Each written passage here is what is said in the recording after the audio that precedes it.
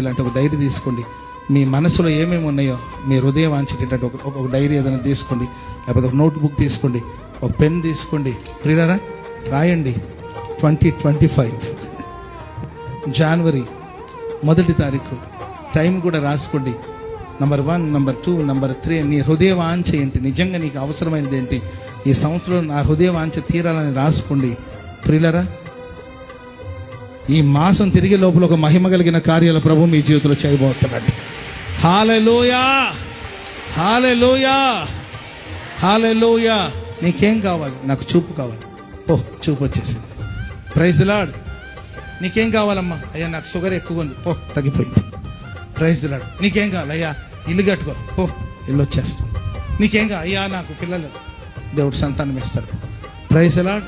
నీకు ఈ సంవత్సరం మీ ద్వారా దేవుడు బలమైన కార్యాలు జరిగించబోతున్నాడు, బలమైన కార్యాలు చేయించబోతున్నాడు, సాహసమైన కార్యాలు దేవుడు జరిగించబోతున్నాడు, సాహస కార్యాలు జరిగించబోతున్నాడు.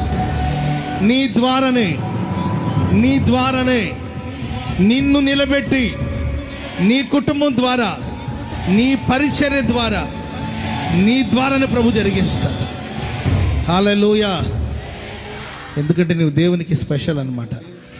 Praise the Lord. అవునా కదండి? మన దేవునికి విశేషమైన వాళ్ళు, దేవుని దృష్టిలో మన విలువైన వాళ్ళు.